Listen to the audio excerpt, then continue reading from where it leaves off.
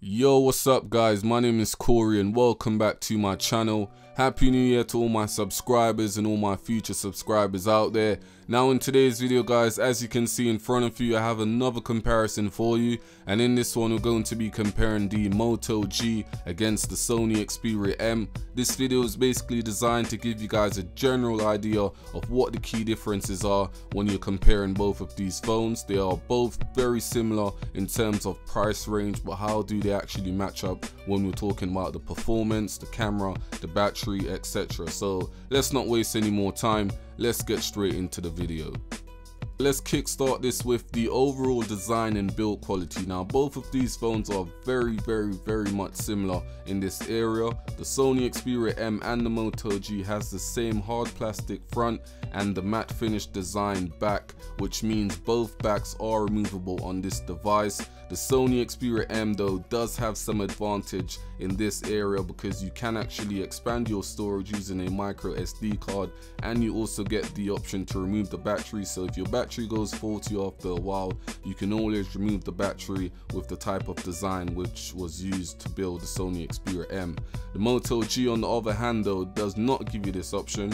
Even though the back is removable, this only gives you the option to insert your SIM card. You can't remove the battery and you can't expand the storage using any form of micro SD card. So that is a bit of a letdown when you're talking about the overall design. But if you're looking for a smartphone which is not too big and at the same time is not too small, the Moto G or the Sony Xperia M will probably be the best option for you. The Moto G weighs approximately 149 grams, where on the other hand the Sony Xperia M weighs approximately 115 grams. So in terms of weight, both of them is very light, and you definitely feel that when you're holding both phones in your hand. The Moto G does weigh slightly higher than the Sony Xperia M simply because it has a bigger display, but don't be put off by that. When I tell you this phone is light in the hands, it is actually really light in the hands. The Sony Xperia M offers you that same type of premium look as the Sony Xperia SP, with the Sony signature aluminium power off and on button, along with the dedicated camera button and the volume rocker on the right hand side. You can find the physical buttons located on the same side of the Moto G, but you don't get that dedicated camera button, which is something I actually prefer on smartphone. I think that comes in handy at times where you can't be bothered to touch your screen to take a picture. There are no buttons located on the left hand side of both phones, but you can find the micro USB port housed there on the Sony Xperia M, and this is located on the bottom of the Moto G. At the back is where you find the 5 megapixel sensor located along with the LED flash as well. Now let's talk about the camera. So in terms of the camera, both phones features the same 5 megapixel sensor with no image stabilization, and both phones record at 720p quality when talking about video recording. So yes, it is HD, but it's not full HD. And also because there's no image stabilization when you're taking pictures and stuff like that, you're better off doing it when you're outdoors, because then you're surrounded by natural light and you won't be in the need for any image stabilization because you're not taking photos in low light situation. So 5 megapixel camera on both of these phones are very decent. Again, if you're outdoors and maybe if you're just surrounded by good lighting, then it will be good.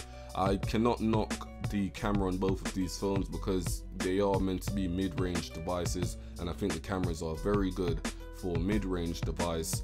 And in terms of video recording, again, they're pretty much the same thing. I didn't get a chance to actually do any video recording to show you guys, but I'm sure if you check out my channel you find video recordings for both phones. If not, you definitely find one for the Moto G. But the cameras are pretty much the same thing. Front facing camera is a 1.3 megapixel camera on the Moto G, and on the Sony Xperia M you'll find a VGA front facing camera, so you do get a little bit more detail when you're taking pictures with the front facing camera on the Moto G. And if you're someone who likes using your phone for like video video calls and stuff like that, or maybe Skype calls, then the Moto G will probably be the best option for you.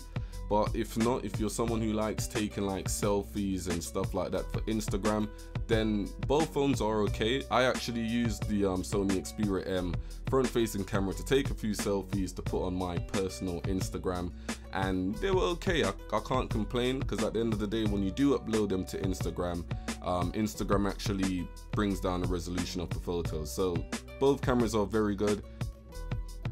Performance wise, the Moto G is superior over the Sony Xperia M, and the reason for that is the Moto G is using the Snapdragon 400 processor, quad-core processor, clocked in at 1.2 GHz, whereas the Sony Xperia M is using a dual-core crate processor, clocked in at 1 GHz. Now both of these phones are classed as mid-range, and for the Moto G to have a quad-core processor, that's a big thumbs up.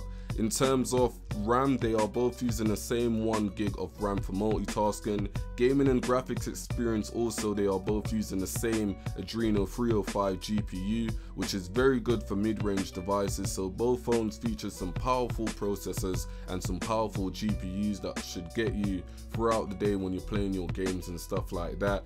Now, I did get a chance to put both of these phones to the test using the Antutu benchmark, and the Sony Xperia M still came out with some pretty decent score, scoring 11,601, but the Moto G came out like a boss, scoring 17,554, mainly because it does have a faster quad-core processor over the Sony Xperia M.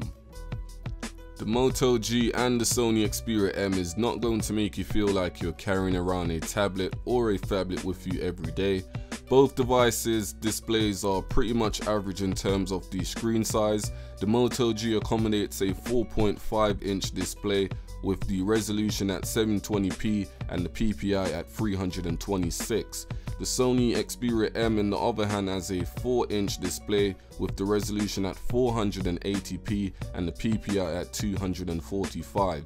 So you do get a better viewing experience when you're watching videos and playing games on the Moto G, as it accommodates a higher resolution display and is 0.5 inch bigger as well. So you get a better resolution and a little bit bigger size display on the Moto G.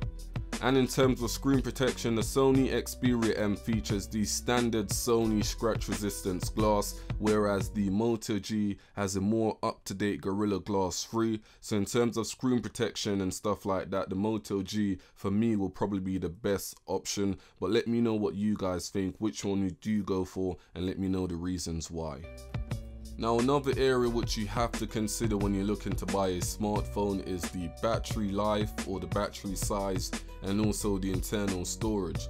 The Moto G features a 2000 mAh battery, which should get you throughout the day with no problem, and the Sony Xperia M features a 1700 mAh battery, which should also get you throughout the day with no problem. Internal storage wise, the Moto G comes in two variants. It comes in 8GB and it also comes in 16GB, but you don't get the option to expand your storage, whereas the Sony Xperia M comes in only 8GB, but you can also expand the storage using a micro SD card up to 32GB. Last but not least, let's take a look at some of the connections and also the Android versions which are featured on both of these phones. Now, the Moto G being a Google made phone, well, Google/Motorola, it does feature a more up-to-date Android version which is 4.3. The Moto G also has all the standard connections, Bluetooth, Wi-Fi, and all of that good stuff. It does not feature NFC though, so if you are looking to use the NFC feature on a smartphone, or maybe you're looking to get into NFC, the Moto G won't be the best option for you. The Sony Xperia M though, on the other hand, is running Android 4.1.2, but it should be upgradable sometime this year, and it also has all the standard connection, Bluetooth, Wi-Fi, NFC, and all of that. So yes, it does feature NFC, which you can't find on the Motorola G, but again, it's up to you. Are you going to be using NFC that much? Let me know what you guys think. Let me know which phone you would get, and let me know the reasons why. Let me know if you enjoyed this video. If you do, please ensure to give me a thumbs up. If you're new to my channel, don't forget to hit that subscribe button. Follow me on Instagram, follow me on Twitter, follow me on Google+, and stay cool, and I'll see you guys in the next video. Peace.